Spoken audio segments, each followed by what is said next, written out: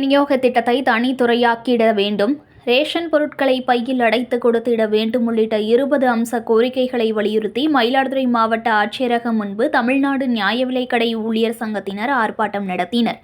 மயிலாடுதுறை மாவட்ட ஆட்சியர் அலுவலகம் முன்பு CITU சங்கத்துடன் இணைந்து தமிழ்நாடு நியாய விலைக்கடை ஊழியர் சங்கத்தினர் நடத்திய மாநிலம் தழுவிய ஆர்ப்பாட்டம் நடைபெற்றது.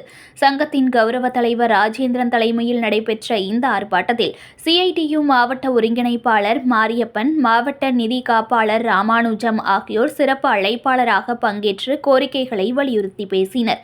தேர்தல் வாக்குறுதியில் தெரிவித்தவாறு பொது விநியோக திட்டத்தை தனித்துறையாக அறிவித்திட வேண்டும், ரேஷன் பொருட்களை விநியோகம் செய்ய பல கோடி ரூபாய் செலவில் ப்ளூடூத் இணைத்தல் ஏற்படுத்தியதால் நியாய விலைக் கடையில் குடும்ப அட்டைதாரர்கள் நீண்ட நேரம் காத்திருக்க வேண்டிய நிலை ஏற்பட்டுள்ளதுடன் விற்பனையாளர்கள் ப்ளூடூத் இணைப்பு, POS சர்வர் ஆகியவையால் மன உளைச்சலுக்கு ஆளாகியுள்ளனர். மேலும் விற்பனையாளர் கைபேசி மூலம் இணையம் இணைத்துதான் விற்பனை மேற்கொள்ள வேண்டியுள்ளது.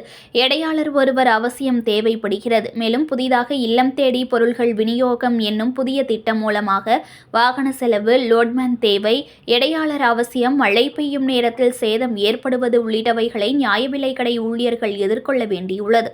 எனவே அரசு இவற்றை பரிசீலித்து ரேஷன் பொருட்களை பையில் அடைத்து கொடுத்திட நடவடிக்கை எடுக்க வேண்டும் என்பன உள்ளிட்ட 20 அம்ச கோரிக்கைகள் ஆர்ப்பாட்டத்தில் வலியுறுத்தப்பட்டன.